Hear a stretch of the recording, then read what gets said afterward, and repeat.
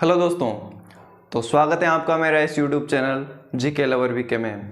I hope आप सब बढ़िया होंगे। तो पिछली वीडियो में अपन ने बात की कि जो चंबल नदी है उसका उद्गम कहाँ से होता है, समाप्ति स्थल क्या है, कितनी किलोमीटर की है, कौन कौन सा इसका अपवाद क्षेत्र है, उसके कुछ सामान्य सी बातें और उसकी सहायक परियोजनाएँ देखी, उससे संबंधित परियोजनाएँ देखी।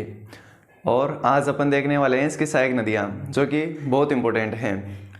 इसलिए आज की इस वीडियो में अपन सहायक नदियों की बात करेंगे, चंबल नदी की सहायक नदियों की बात करेंगे। तो इतनी सारी इसकी सहायक नदियां हैं, अभी तो कुछ समझ में नहीं आएगा, लेकिन मैंने जितनी भी सहायक नदियां हैं, जितने भी मोस्ट सहायक नदियां हैं वो इस मैप में बना दी हैं। 1 घंटा लग गया इसको बनाने में, तो इसके लिए वीडियो को लाइक ज़रूर कर देना और चैनल को सब्सक्राइब कर देना। तो ये ऐसा मैप है, यदि आपके दिमाग में एक बार बैठ गया तो चंबल नदी की सहायक नदी से एक भी क्वेश्चन गलत नहीं होगा, एक भी क्वेश्चन गलत नहीं होने दूंगा। तो बहुत मेहनत लगी है इसमें। तो सबसे पहले अपनी चंबल नदी कहाँ से निकलती है? जनापाव पहाड़ी महू एमपी से निकलती है। फिर एमपी में बहती हुई चौरासीगढ़ चित्तौड़गढ़ से प्रवेश करती हुई चित्तौड़गढ़ में बहती हुई फिर कोटा, फिर बूंदी, सवाई माधोपुर, करौली, धौलपुर और यूपी में होती हुई इटावा यमुना में मिल जाती है। फिर अपन ने क्या देखा कि इसकी कुछ सामान्य सी बातें देखी कि केशोरायपाटन में सर्वाधिक गहरी होती हैं। अपन ने चूलिया जलप्रपात चित्तौड़गढ़ देखा, रामेश्वरम देखा था, बनास, सीप और चंबल का त्रिवेणी संगम। तो ये इसकी सामान्य सी बातें देखी थी। फिर अपन ने इसके संबंधित परियोजनाएं देखी थी। कौन सी? गांधी सागर। गांधी सागर कहाँ पर हो जाएगा? मानपुरा भानपुरा के मध्य एमपी में हो जाएगा। 510 मीटर इसकी लंबाई हो जाएगी। 1953 से 60 के मध्य 60 में इसका क्या हुआ? उद्घाटन हुआ JL नेहरू के द्वारा। और यहाँ पर 23 मेगावाट की 5 इकाइयाँ हैं, तो 115 मेगावाट टोटल बिजली उत्पादित होती हैं। प्रथम चरण में इसका निर्माण किया गया और प्रथम चरण में कोटा बैराज का निर्माण किया गया था, जिससे कि सिंचाई सुविधा उपलब्ध होती है, ना कि बिजली उत्पादित होती है। इससे 8 लिफ्ट नहरें निकाली गई हैं, 6 बारा में हैं और 2 कोटा में हैं, दिगोद और जालीपुरा। और सेकेंड चरण में अपन ने बात की कि जो अपना राणा प्रताप सागर है, कहाँ पर? चित्तौड़गढ़ में, उसका निर्माण किया गया कनाडा के सहयोग से। इस पर परमाणु विद्युत गृह की स्थापना की गई और अपन ने देखा कि ये सस्ता बांध है और जलभराव क्षमता ज़्यादा है इसकी। 43 मेगावाट की कितनी यहाँ पर? 43 मेगावाट की 4, 43 मेगावाट की 4 विद्युत इकाइयाँ हैं यहाँ पर। तो कितनी? 172, कितनी? 172 मेगावाट बिजली उत्पादित होती है यहाँ से। फिर अपन ने लास्ट चरण, थर्ड चरण में इसकी बात की, तो वो कौन सा हो जाएगा अपना? जवाहर सागर। जवाहर सागर कोटा में हो जाएगा। 33 मेगावाट की 3 इकाइयाँ, यानी कि 99 मेगावाट टोटल बिजली उत्पादित होती हैं जवाहर सागर बांध से। तो ये थी अपनी चंबल सिंचाई परियोजना, 50% राजस्थान की और 50% मध्य प्रदेश की। तो ये थी अपनी चंबल सिंचाई परियोजना। और आज इसकी सहायक नदियों की बात करते हैं। तो सबसे पहले अपन सहायक नदी देखते हैं, बामनी नदी। कौन सी नदी? बामनी नदी। पहले मैं इसको समझा देता हूँ ताकि आपको अच्छे से समझ में आ जाए। पहले आप इसका स्क्रीनशॉट ले सकते हैं, ताकि आपको इसको जहाँ पे पढ़ते हैं आप वहाँ पे दीवार पे चिपका देना है या फिर अपने कॉपी में बना लेना है। इससे क्या है, चंबल नदी की जो भी सहायक नदी है वो ऑटोमेटिक क्लियर हो जाएगी आपके दिमाग में। तो अब इसको समझते हैं। तो सबसे पहले बामनी नदी। बामनी नदी कहाँ से निकलती है? हरिपुरा पहाड़ी बेंगू चित्तौड़गढ़ से निकलती हैं। हरिपुर पहाड़ी बेंगू चित्तौड़गढ़ से निकलती है और कहाँ पर जाके? चित्तौड़गढ़ में जाके चंबल में मिल जाती है। फिर देखते हैं अपन मेज नदी। मेज नदी कहाँ से निकलती हैं? बिजोलिया से निकलती हैं और भीलवाड़ा में बहती हुई फिर बूंदी में जाके चंबल में विलय हो जाती हैं। कहाँ पर? चंबल में विलय हो जाती हैं। और इसकी एक सहायक नदी है मांगली नदी। मांगली नदी कहाँ से निकलती है? भीलवाड़ा से निकलती है और भीलवाड़ा में प्रवाहित होती हुई बूंदी में आके कहाँ पर? मेज में विलय हो जाती हैं। और यहाँ पर इसके किनारे भीमलत जलप्रपात का निर्माण होता है। कौन से जलप्रपात का? भीमलत जलप्रपात का निर्माण होता है। और एक इम्पोर्टेंट बात कि भीमलत बांध या जो भीमलत तालाब हैं वो कहाँ पर है? भीलवाड़ा में है। कहाँ पर है? भीलवाड़ा में है। और ये जो भीमलत जलप्रपात हो जाएगा वो कहाँ पर होगा? बूंदी में हो जाएगा।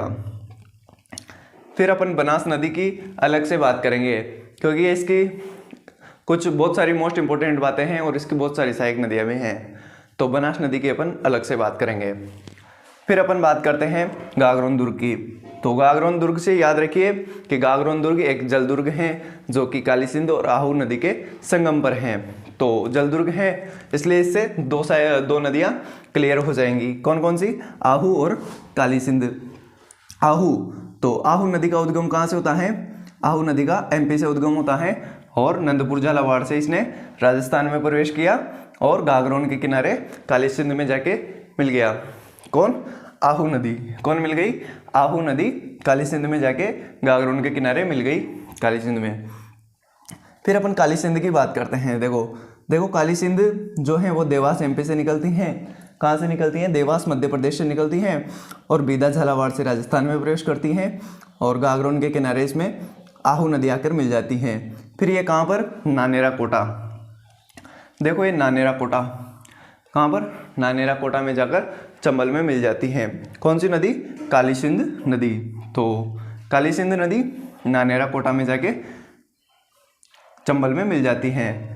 फिर अपन बात करते हैं परवन नदी की। कौन सी नदी की? परवन नदी की। तो ये अपनी परवन नदी।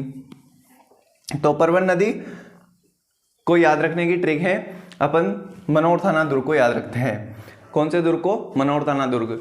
आपने पढ़ा होगा मनोर थाना दुर्ग एक जल दुर्ग है जो कि काली खो और अपने परवन नदी के किनारे हैं के संगम पर हैं। तो मनोर थाना दुर्ग से इसको याद रखना है, काली खो नदी और अपने परवन नदी को। तो परवन नदी है, इसकी एक इम्पोर्टेंट बात यह है कि जो मालवा का पठार है, कौन सा पठार? मालवा का पठार मध्य प्रदेश में है। तो मालवा का पठार से दो धाराएं निकलती हैं। कौन सी धाराएं? दो धाराएं अजनार और घोड़ा पचाड़। घोड़ा पचाड़ और अजनार धाराएं निकलती हैं। फिर वो जाके कहाँ पर मिलती हैं? परवन नदी में जाके मिलती हैं। यानी कि दोनों मिलती हैं तो परवन नदी का निर्माण होता है। कौन सी नदी का निर्माण होता है? परवन नदी का निर्माण होता है। और मनोर थाना में इसमें काली खो आकर मिल जाती हैं और फिर ये रामगढ़ कोटा में जाके काली सिंध में जाके मिल जाती हैं। कौन सी नदी? परवन नदी। तो और इसके किनारे शेरगढ़ अभ्यारण्य है। बारां में कौन सा अभ्यारण्य है? शेरगढ़ अभ्यारण्य बारां का। सांपों की शरण स्थली शेरगढ़ अभ्यारण्य। और फिर अपन बात करते हैं पार्वती नदी की। कौन सी नदी की? पार्वती नदी की। तो पार्वती नदी का उद्गम स्थल कहाँ से हो जाएगा? सहोर गांव मध्य प्रदेश। कहाँ से? सहोर गांव मध्य प्रदेश से इसका उद्गम स्थल हो जाएगा। और जो पार्वती नदी है कहाँ से प्रवेश करेगी? करियाहट से। करियाहट बारां से इसने राजस्थान में प्रवेश किया। फिर इसके किनारे किशनगंज शहर आया। कौन सा शहर? किशनगंज शहर। फिर किशनगंज आया और इसने राजस्थान मध्य प्रदेश की 2 बार सीमा बनाई। कितने बार सीमा बनाई? 2 बार सीमा राजस्थान और मध्य प्रदेश की सीमा 2 बार बनाई इसने। फिर ये आगे जाके कहाँ पर? पालिया गांव कोटा में जाके चंबल में मिल जाती हैं। कहाँ पर? पालिया गांव कोटा में जाके चंबल में मिल जाती हैं। कौन सी नदी? पार्वती नदी। फिर बात करते हैं कुन्नू नदी की। तो कुन्नू नदी कहाँ से निकलती है? गुना। कुन्नू गुना से निकलती है। कहाँ से? गुना से। फिर कहाँ से प्रवेश किया इसने? मुसेरी गांव बारां। कहाँ से? मुसेरी गांव बारां से प्रवेश किया। ये देखो कुन्नू नदी निकल रही है, फिर मुसेरी गांव बारां से प्रवेश किया, फिर से एमपी में चली गई। फिर एमपी में जाके फिर कहाँ से इसने प्रवेश किया? फिर इसने यहाँ से बहती हुई गोवर्धनपुरा कोटा से प्रवेश किया। कहाँ से? गोवर्धनपुरा कोटा से प्रवेश किया। गोवर्धनपुरा कोटा से बहती हुई फिर मध्य प्रदेश में चली गई। फिर करौली के पास जाके, जो करौली के पास सीमा बनाती है राजस्थान मध्य प्रदेश की, वहाँ पे जाके मिल जाती हैं। कौन सी नदी? कुन्नू नदी। तो कुन्नू नदी एकमात्र ऐसी नदी जो कि राजस्थान में 2 बार प्रवेश करती है। राजस्थान में कितनी बार प्रवेश करती है? 2 बार। एकमात्र ऐसी नदी। कहाँ कहाँ से? मुसेरी गांव बारां से और एक गोवर्धनपुरा कोटा से। और लास्ट नदी बच जाती है सीप नदी। तो सीप नदी की बात अपन बनास नदी की सहायक नदियों में करेंगे, क्योंकि यहाँ पर त्रिवेणी संगम बनता है बनास, सीप और चंबल का। तो वैसे भी याद रख सकते हैं सीप, स से सीप, स से श्योपुर। श्योपुर कहाँ पर पड़ता है? मध्य प्रदेश। तो श्योपुर मध्य प्रदेश से सीप नदी निकलती है और फिर कहाँ पर जाके रामेश्वरम के निकट सवाई माधोपुर में कहाँ पर? चंबल में मिल जाती हैं। कौन सी नदी में मिल जाती हैं? चंबल नदी में मिल जाती हैं। तो ये थी इसकी सहायक नदियाँ।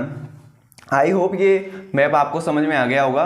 एक बार और फिर से क्लियर कर देता हूँ, फिर अपन इसकी जो फैक्ट वाली बातें हैं उनको लिखेंगे थोड़ी देर में। तो सबसे पहले अपन कौन सी नदी की बात करते हैं? फिर से बामनी नदी की। बामनी नदी कहाँ से निकलती है? हरिपुर पहाड़ी, बेंगू, चित्तौड़गढ़ से। और कहाँ पर जाके ये हो जाएगा अपना चित्तौड़गढ़। कौन सा गढ़? चित्तौड़गढ़ में जाके चंबल में मिल जाती हैं। फिर बात करते हैं मेज नदी की। मेज नदी कहाँ से निकलती है? बिजोलिया से निकलती हैं और भीलवाड़ा में बहती हुई बूंदी में जाके चंबल नदी में मिल जाती हैं। फिर इसकी एक सहायक नदी मांगली नदी। मांगली नदी भीलवाड़ा से निकलती हैं और बूंदी में आके किस नदी में मिल जाती हैं? मेज नदी में मिल जाती हैं। और यहाँ पर भीमलत जलप्रपात का निर्माण करती हैं। और भीमलत तालाब या बांध कहाँ पर हो जाएगा? भीलवाड़ा में हो जाएगा। फिर बनास नदी, इसकी अलग से बात करेंगे। रामेश्वरम के पास कहाँ पर? चंबल नदी में मिल जाती हैं। फिर अपन को गागरोन दुर्ग याद करना है। कौन सा दुर्ग? गागरोन दुर्ग, जल दुर्ग, जो कि आहू और काली सिंध नदियों के संगम पर है। तो आहू नदी का उद्गम एमपी से होता है और राजस्थान में प्रवेश नंदपुर झालावाड़ से इसने प्रवेश किया और फिर गागरोन के निकट काली सिंध में मिल गई। फिर काली सिंध नदी देवास मध्य प्रदेश से निकलती है। बीदा झालावाड़ से इसने प्रवेश किया। फिर गागरोन दुर्ग आया इसके संगम पर। फिर ये नानेरा कोटा में जाकर चंबल में मिल जाती हैं। फिर बात करते हैं अपन परवन नदी की। परवन नदी को याद करने की ट्रिक, मनोर थाना दुर्ग। कैसा दुर्ग? जल दुर्ग। मनोर थाना दुर्ग एक जल दुर्ग है जो कि कालीखो और परवन नदी के संगम पर स्थित है झालावाड़ में। तो परवन नदी मालवा के पठार की दो शाखाएं आती हैं, अजनार और घोड़ा पछाड़, दोनों मिलकर परवन नदी का निर्माण करती हैं। फिर मनोर थाना दुर्ग है इसके किनारे। फिर रामगढ़ कोटा में जाकर किसमें? काली सिंध नदी में जाके मिल जाती हैं। ये देखो काली सिंध में मिल रही है ये। कौन सी नदी? परवन नदी। और कालीखो का उद्गम भी कालीखो इसकी सहायक नदी हो जाएगी। फिर इसके किनारे शेरगढ़ अभ्यारण्य 12 में हो जाएगा सांपों की शरण स्थली। कौन सी नदी के किनारे? परवन नदी के किनारे शेरगढ़ अभ्यारण्य 12 का। और इसने राजस्थान में कहाँ से प्रवेश किया था? खरीबोर झालावाड़ से। कहाँ से? खरीबोर झालावाड़ से इसने अपने राजस्थान में प्रवेश किया था। फिर बात करते हैं पार्वती नदी की। तो पार्वती नदी निकलती है सहोर गांव मध्य प्रदेश से निकलती है। कहाँ से निकलती है? सहोर गांव मध्य प्रदेश से निकलती है। किशनगंज फिर कहाँ से प्रवेश किया इसने? करियाहट 12 से इसने राजस्थान में प्रवेश किया और फिर इसके किनारे किशनगंज शहर आया। 12 का कौन सा शहर? किशनगंज शहर। और फिर इसने राजस्थान और मध्य प्रदेश की 2 बार सीमा बनाई। कौन सी नदी ने? पार्वती नदी ने। कहाँ से निकलती है? सहोर गांव मध्य प्रदेश से निकलती है। फिर करियाहाट से प्रवेश किया, किशनगंज शहर आया, राजस्थान मध्य प्रदेश की 2 बार सीमा बनाई और पालिया गांव कोटा में जाकर चंबल में मिल जाती है। फिर लास्ट नदी बचती है कुन्नू नदी। कौन सी नदी? कुन्नू नदी। मुसेरी गांव से प्रवेश किया। कुन्नू नदी कहाँ से निकलती है? गुना मध्य प्रदेश से निकलती है। फिर कौन से गांव से? मुसेरी गांव 12 से प्रवेश किया। फिर मध्य प्रदेश में चली गई वापस। फिर आई कोटा में और गोवर्धनपुरा कोटा से इसने राजस्थान में फिर से प्रवेश किया और फिर जाके एमपी में चली गई और फिर कहाँ पर? करौली में जाकर चंबल में मिल जाती हैं। तो ये थी कुन्नू नदी। और कुन्नू नदी एकमात्र ऐसी नदी है जो कि राजस्थान में 2 बार प्रवेश करती है। कहाँ से? एक तो मुसेरी गांव को 12 से और एक गोवर्धनपुरा कोटा से। और एक नदी बच जाती है सीप नदी। सीप नदी कहाँ से निकलती है? स से सीप, स से श्योपुर, मध्य प्रदेश। तो और फिर ये रामेश्वरम के निकट चंबल में मिल जाती हैं और त्रिवेणी संगम बनाती हैं बनास, सीप और चंबल। तो ये इसकी सहायक नदियां हैं, मुख्य सहायक नदियां हैं। आई होप ये तो आपको समझ में आई गई होंगी। एक बार इसको फिर से रिवीजन कर लेना तो इसकी सहायक नदियों से एक भी क्वेश्चन गलत नहीं होगा। अब अपन इसके फैक्ट लिखते हैं ताकि आपके नोट्स भी बन जाए। तो सबसे पहले बात करते हैं अपन बामनी नदी की। तो बामनी नदी का चित्र ये हो जाएगा। कौन सा वाला? ये वाला। इसका उद्गम क्या हो जाएगा? हरिपुर की पहाड़ियाँ कौन सा? बेंगू चित्तौड़गढ़, बेंगू भीलवाड़ा, सॉरी चित्तौड़गढ़ कहाँ से? बेंगू तो भीलवाड़ा में पड़ता है। कहाँ पर? भीलवाड़ा में पड़ता है। फिर ये कहाँ पर भाई? भीलवाड़ा के बहती हुई फिर भैंसरोडगढ़ चित्तौड़गढ़। कहाँ पर? भैंसरोडगढ़ चित्तौड़गढ़। ये कौन सा स्थान हो जाएगा? भैंसरोडगढ़। कौन सा गढ़? भैंसरोडगढ़ चित्तौड़गढ़ में जाके चित्तौड़गढ़ में जाके चंबल में मिल जाती हैं। कौन सी नदी में मिल जाती हैं? चंबल में मिल जाती हैं भैंसरोडगढ़ चित्तौड़ में जाके। फिर इसी के किनारे क्या है? भैंसरोडगढ़ दुर्ग। कौन सा दुर्ग? यानी कि चंबल और बामनी के संगम पर क्या है, भैंसरोडगढ़ दुर्ग। कौन सा दुर्ग, भैंसरोडगढ़ दुर्ग। भैंसरोडगढ़ दुर्ग, कौन सा दुर्ग हो जाएगा, भैंसरोडगढ़ दुर्ग। कौन सा दुर्ग, भैंसरोडगढ़ दुर्ग हो जाएगा। और फिर यहाँ पर अपन ने बात की कि चूलिया जलप्रपात का निर्माण होता है। पिछली वीडियो में मैंने मेज नदी बता दिया होगा गलती से, तो उसको सही कर लेना। वो हो जाएगा यहाँ पर कौन सा, चूलिया जलप्रपात। चूलिया जलप्रपात कहाँ पर, चित्तौड़गढ़ में। कहाँ पर, भैंसरोडगढ़ चित्तौड़गढ़ में चूलिया जलप्रपात हो जाएगा, जो कि 18 मीटर ऊंचा है। कितना ऊंचा है, 18 मीटर ऊंचा है। राजस्थान का सबसे ऊंचा जलप्रपात हो जाएगा। तो ये थी अपनी बामनी नदी। बामनी नदी कहाँ से निकली, हरिपुर या हरिपुरा की पहाड़ियाँ बेंगू चित्तौड़गढ़ से निकली और फिर भैंसरोडगढ़ के निकट चित्तौड़गढ़ में चंबल नदी में मिल गई। और यहाँ पर भैंसरोडगढ़ दुर्ग इसके संगम पर है और चूलिया जलप्रपात देखा अपन ने 18 मीटर ऊंचा। तो ये थी अपनी छोटी सी नदी बामनी नदी। फिर बात करते हैं मेज नदी की। और बामनी नदी की एक विशेषता याद रखना कि ये जो नदी है राजस्थान की ओर से चंबल में मिलने वाली, राजस्थान की ओर से चंबल में मिलने वाली पहली सहायक नदी है। ये चंबल में मिलने वाली पहली सहायक नदी कौन सी हो जाएगी, यही हो जाएगी बामनी नदी। तो राजस्थान की ओर से, कहाँ से, राजस्थान की ओर से चंबल में मिलने वाली पहली सहायक नदी, कौन सी नदी, पहली सहायक नदी कौन सी हो जाएगी, बामनी नदी। बामनी नदी पहली सहायक नदी हो जाएगी, यानी कि ब्राह्मण जी पहले आके मिल जाते हैं इसमें। तो बुरा मत मानना जो भी ब्राह्मण हो। तो बामनी नदी चंबल में मिलने वाली राजस्थान की ओर से पहली सहायक नदी हो जाएगी बामनी नदी। और दूसरी कौन सी हो जाएगी, दूसरी हो जाएगी अपनी कुराल नदी। और कुराल नदी कहाँ से निकलती है, ऊपर मालगा पठार से निकलती हैं। और तो अब सेकंड नदी की बात करते हैं, मेज नदी की। मेज नदी की बात करते हैं। तो मेज नदी कहाँ से निकलती है,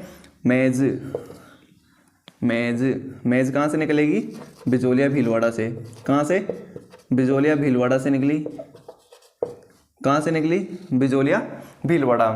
तो इसका उद्गम क्या हो जाएगा, बिजोलिया भीलवाड़ा। बिजोलिया भीलवाड़ा से फिर भीलवाड़ा में बहती हुई बूंदी में जाके चंबल में मिल जाती है। और इसकी एक सहायक नदी है मांगली नदी। और मांगली नदी का उद्गम कहाँ से होता है, भीलवाड़ा से। ये इसकी सहायक नदी हो जाएगी मांगली नदी। और मांगली नदी का उद्गम भीलवाड़ा से होता है और ये बूंदी में जाके इस मेज नदी में जाके मिल जाती हैं। तो ये थी छोटी सी नदी मेज नदी। और अगली नदी की बात करने से पहले अपन मांगली नदी की एक विशेषता देख लेते हैं कि यहाँ पर जो ये बूंदी में गिरती हैं, तो यहाँ पर बूंदी में भीमलत जलप्रपात का निर्माण करती हैं। कौन से जलप्रपात का, भीमलत जलप्रपात। कौन से जलप्रपात का, भीमलत जलप्रपात का निर्माण करती है। और नोट लगा के लिख सकते हैं आप कि जो भीमलत तालाब या बांध हो जाएगा वो कहाँ पर होगा, भीलवाड़ा में होगा। तो भीमलत तालाब या बांध ये कहाँ पर हो जाएगा, भीलवाड़ा में। कहाँ पर हो जाएगा, भीलवाड़ा में भीमलत तालाब हो जाएगा। और भीमलत जलप्रपात बूंदी में, भीमलत जलप्रपात बूंदी में और भीमलत तालाब या बांध कहाँ पर हो जाएगा, भीलवाड़ा में हो जाएगा। तो ये थी अपनी दो सहायक नदियाँ, बामनी नदी और मेज नदी। अब बात करते हैं अगली नदी की। तो अब बात करते हैं काली सिंध नदी की। कौन सी नदी की, काली सिंध नदी की। तो काली सिंध नदी चंबल की सबसे महत्वपूर्ण सहायक नदी है। तो काली सिंध नदी कहाँ से निकलती है, देवास मध्य प्रदेश से निकलती है। कहाँ से निकलती है, देवास से। देवास एमपी से निकलती है। देवास एमपी से इसका उद्गम स्थल हो जाएगा। फिर इसने एमपी से निकली तो राजस्थान में प्रवेश करना पड़ेगा इसको। तो राजस्थान में प्रवेश कहाँ से करेगी ये अपना राजस्थान यहाँ से हो जाएगा। तो राजस्थान के कौन से जिले से, झालावाड़ जिले से। और झालावाड़ के भी कौन से गांव, नंदपुर गांव। नंदपुर झालावाड़, कौन सा वाड़, झालावाड़। नंदपुर झालावाड़ से इसने प्रवेश किया। फिर इसके किनारे क्या आया, गागरोन दुर्ग, और फिर ये नानेरा गांव कोटा में जाके चंबल में मिल जाती है। नानेरा, कौन सा गांव, नानेरा गांव कोटा, नानेरा गांव कोटा में जाके चंबल में मिल जाती हैं। और ये इसका प्रवाह क्षेत्र क्या क्या हो जाएगा, इसका प्रवाह क्षेत्र 3 जिले हो जाएंगे कि भाई एमपी से निकली, फिर नंदपुर झालावाड़ से प्रवेश किया तो पहला जिला हो जाएगा झालावाड़, झालावाड़। फिर ये बारां में भी बहती हैं, बारां में बहती हैं। फिर ये कोटा में जाके चंबल नदी में मिलती हैं, तो इसका प्रवाह क्षेत्र कोटा भी हो जाएगा। तो इसका प्रवाह क्षेत्र झालावाड़, बारां, कोटा हो जाएगा। देवास एमपी इसका उद्गम स्थल हो जाएगा। नंदपुर झालावाड़ से इसने प्रवेश किया, गागरोन दुर्ग इसके किनारे आया, फिर अपन ने नानेरा कोटा में इसको चंबल में मिला दिया। और इसकी एक सहायक नदी है आहू नदी। कौन सी नदी, आहू नदी। तो आहू नदी, कौन सी नदी, आहू नदी। और आहू नदी का उद्गम स्थल मध्य प्रदेश, मध्य प्रदेश और राजस्थान में प्रवेश करेगी अभी। तो राजस्थान में प्रवेश कहाँ से करेगी, राजस्थान में प्रवेश करेगी ये कौन से वार्ड से, झालावाड़ से, और झालावाड़ के बीदा गांव झालावाड़, कहाँ से, बीदा गांव झालावाड़ से इसने राजस्थान प्रवेश किया। क्या किया, राजस्थान प्रवेश किया। और गागरोन दुर्ग के निकट कहाँ पर जाकर, काली सिंध नदी में जाकर मिल जाती हैं। तो गागरोन दुर्ग एक जल दुर्ग हो गया, कौन सी नदियों के संगम पर, काली सिंध और आहू नदी के संगम पर ये अपना जल दुर्ग हो गया। कौन सा दुर्ग, जल दुर्ग, गागरोन दुर्ग, यानी कि गागरोन दुर्ग एक जल दुर्ग हो गया जो कि काली सिंध और आहू नदी के संगम पर है। अब बात करते हैं अगली नदी की। तो अब बात करते हैं परवन नदी की। तो परवन नदी कहाँ से निकलती है, मध्य प्रदेश से निकलती हैं। और इसकी एक इम्पोर्टेंट बात यह है कि जो मध्य प्रदेश में मालवा का पठार है वहाँ से 2 धाराएं निकलती हैं। कौन कौन सी, अजनार और अपने घोड़ा पचाड़, 2 धाराएं निकलती हैं, दोनों मिलेंगी तो परवन नदी मिलेगी, मतलब कि परवन नदी का निर्माण होगा। तो 2 धाराओं से संयुक्त होती हैं ये, मतलब 2 धाराओं से मिलकर बनती है परवन नदी। कौन कौन सी, अजनार और घोड़ा पचाड़, ये बहुत इंपॉर्टेंट है, आपको याद रखना है। फिर खरीबोर झालावाड़ से प्रवेश किया, फिर यहाँ पर मनोर थाना दुर्ग आया, और फिर कौन सी नदी में, काली सिंध नदी में मिल जाती हैं ये। कौन सी नदी में, काली सिंध नदी में। कौन सी नदी हो जाएगी ये, काली सिंध, लिख देता हूँ यहाँ पर। तो पहले इसके इम्पोर्टेंट बात देखते हैं कि ये तो हो जाएगी घोड़ा पचाड़, घोड़ा पछाड़, घोड़ा पछाड़। पहली धारा कौन सी, घोड़ा पछाड़। और दूसरी धारा अजनार, कौन सी धारा, अजनार धारा।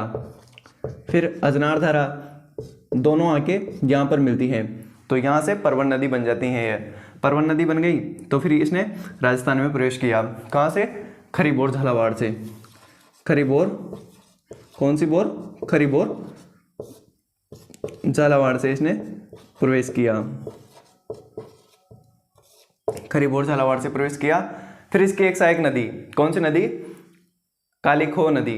काली खो नदी आके इसमें मिल जाती है, कहाँ पर, झालावाड़ में। और उसके संगम पर कौन सा दुर्ग हो जाएगा, मनोर थाना दुर्ग। कौन सा दुर्ग, मनोर थाना दुर्ग। कौन सा दुर्ग, मनोर थाना दुर्ग। तो मनोर थाना दुर्ग कौन कौन सी नदियों के संगम पर है, ये हो जाएगा अपना परवन नदी और काली खो नदी। तो ये काली खो नदी, कौन सी नदी, काली खो नदी। तो इसकी सहायक नदी हो जाएगी काली खो नदी। और फिर ये काली सिंध में जाके मिल जाती हैं, कहाँ पर, रामगढ़ कोटा में। कहाँ पर, रामगढ़ कोटा में। और इसके किनारे कौन सा अभ्यारण्य है, शेरगढ़। तो इसके किनारे कौन सा अभ्यारण्य हो जाएगा, शेरगढ़ अभ्यारण्य। तो शेरगढ़ अभ्यारण्य कहाँ पर है, बारां में है। इसको सांपों की शरण स्थली कहा जाता है। क्या कहा जाता है, सांपों की शरण स्थली कहा जाता है। तो ये अपन अभ्यारण्य में बात करेंगे।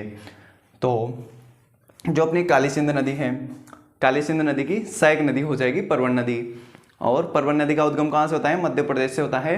परवन नदी की मतलब मालवा के पठार से 2 शाखाएं निकलती हैं, अजनार और अपनी कौन सी, घोड़ा पचाड़, दोनों मिलकर परवन नदी बनाती है। फिर परवन नदी खरीबोर झालावाड़ से प्रवेश किया, फिर मनोर थाना दुर्ग के पास काली खो नदी आई, तो फिर ये आगे जाके शेरगढ़ अभ्यारण्य आया इसके किनारे। फिर ये रामगढ़ कोटा में जाकर काली सिंध में मिल जाती हैं। तो ये थी अपनी छोटी सी नदी कौन सी नदी? परवन नदी। अब बात करते हैं अगली नदी की। तो अब बात करते हैं पार्वती नदी की। तो पार्वती नदी भी मोस्ट इंपॉर्टेंट नदी है अपने चंबल नदी की सहायक नदियों में। तो पार्वती नदी का उद्गम कहाँ से होता है? सहोर गांव मध्य प्रदेश से। कौन सा गांव? सहोर। सहोर गांव मध्य प्रदेश से इसका उद्गम होता है। कौन सी नदी का? पार्वती नदी का। फिर ये राजस्थान में प्रवेश करेगी। तो राजस्थान में कहाँ से प्रवेश करेगी? करियाहट। कौन सा हट? करियाहट। करियाहट 12 से इसने राजस्थान में प्रवेश किया। फिर आगे चली तो इसके किनारे कौन सा शहर आया? किशनगंज शहर। कौन सा शहर? किशनगंज शहर। कौन सा शहर? किशनगंज शहर। किशनगंज शहर अपने पार्वती नदी के किनारे हैं। फिर आगे जाके ये चंबल नदी में मिल जाती हैं। कौन सी नदी में मिल जाती हैं? चंबल नदी में मिल जाती हैं। और कौन से गांव में? ये हो जाएगा पालिया गांव। पालिया गांव। पालिया गांव कहाँ पर? कोटा। पालिया गांव कोटा में जाके किस में मिल जाती हैं? चंबल में मिल जाती हैं। तो कहाँ से निकलती हैं? सहोर गांव मध्य प्रदेश से निकलती हैं। करियाट से प्रवेश किया, किशनगंज इसके किनारे आया, फिर पालिया गांव में जाकर चंबल नदी में मिल जाती हैं। और ये एकमात्र ऐसी नदी है जो कि राजस्थान और मध्य प्रदेश की सीमा का निर्माण करती है, वो भी 2 बार। कितनी बार? 2 बार। तो पार्वती नदी के बारे में लिख सकते हैं अपन 2 बार क्या करती है? राजस्थान व मध्य प्रदेश की सीमा का क्या करती है? निर्माण करती है। सीमा का निर्माण करती है। कौन सी नदी? पार्वती नदी। तो पार्वती नदी कहाँ से निकलती है? सहोर गांव मध्य प्रदेश से निकलती है। करियाहट से इसने राजस्थान में प्रवेश किया, किशनगंज इसके किनारे आया, पालिया गांव कोटा में जाके चंबल में मिल जाती हैं और 2 बार राजस्थान और मध्य प्रदेश की सीमा का निर्माण करती है। तो ये थी अपनी छोटी सी नदी। कौन सी नदी? पार्वती नदी। तो अब बात करते हैं कुन्नू या कुनौर नदी की। कौन सी नदी की? कुन्नू या कुनौर नदी की। तो कुन्नू या कुनौर नदी कहाँ से निकलती है? ये निकलती है गुना मध्य प्रदेश से। कहाँ से? गुना मध्य प्रदेश से। कहाँ से निकलेगी? गुना मध्य प्रदेश से निकलती है। फिर राजस्थान में प्रवेश करती है। राजस्थान में प्रवेश कहाँ से करती है? मुसेरी गांव 12 से। मुसेरी गांव 12। मुसेरी गांव 12 से इसने क्या किया? पहली बार राजस्थान में प्रवेश किया। और फिर से ये कहाँ पर चली जाती हैं? मध्य प्रदेश में चली जाती हैं। तो ये जो रेड हैं ये अपने 12 का एरिया हो जाएगा। फिर ये एमपी में चली जाती हैं। फिर से ये राजस्थान में प्रवेश करती हैं। तो फिर से राजस्थान में प्रवेश कहाँ से करेगी? ये करेगी गोवर्धनपुरा कोटा से। कहाँ से? गोवर्धनपुरा कोटा। गोवर्धनपुरा कोटा से इसने फिर से क्या किया? राजस्थान में प्रवेश किया और फिर से एमपी में चली जाती हैं। और फिर करौली के पास में, कहाँ पर? यहाँ पर करौली। कौन सा जिला? जिला करौली। करौली में जाके करौली के पास चंबल नदी में मिल जाती हैं। कौन सी नदी? कुन्नू नदी। तो कुन्नू निकलती है गुना मध्य प्रदेश से, फिर मुसेरी गांव 12 से राजस्थान में प्रवेश किया, फिर मध्य प्रदेश में चली गई, फिर अपने गोवर्धनपुरा कोटा से राजस्थान में प्रवेश किया, फिर मध्य प्रदेश में चली गई और करौली के पास में कहाँ पर? चंबल में मिल जाती हैं। तो इसका प्रवाह क्षेत्र देखो। क्या? प्रवाह क्षेत्र। इसका प्रवाह क्षेत्र देखते हैं पहले। तो प्रवाह क्षेत्र क्या हो जाएगा? पहले एमपी, फिर 12, फिर एमपी हो जाएगा, फिर कोटा, फिर एमपी हो जाएगा और फिर करौली के पास जाकर, यानी कि करौली की जो अपने राजस्थान मध्य प्रदेश की सीमा बनाती है चंबल नदी 252 किलोमीटर की। तो करौली के वहाँ पर भी सीमा बनाती है। करौली और अपने इधर जो भी जिला आ जाएगा, जो भी अपना मध्य प्रदेश का जिला होगा, उसकी सीमा के पास जाकर चंबल नदी में मिल जाती है। तो इसका प्रवाह क्षेत्र हो जाएगा कि एमपी 12, एमपी कोटा और फिर एमपी में बहती हुई करौली में जाकर चंबल नदी में मिल जाती है। और इसके एक फैक्ट की बात करते हैं कि राजस्थान की एकमात्र ऐसी नदी या फिर चंबल की एकमात्र ऐसी नदी जो कि क्या करती है? राजस्थान में 2 बार प्रवेश करती है। एकमात्र ऐसी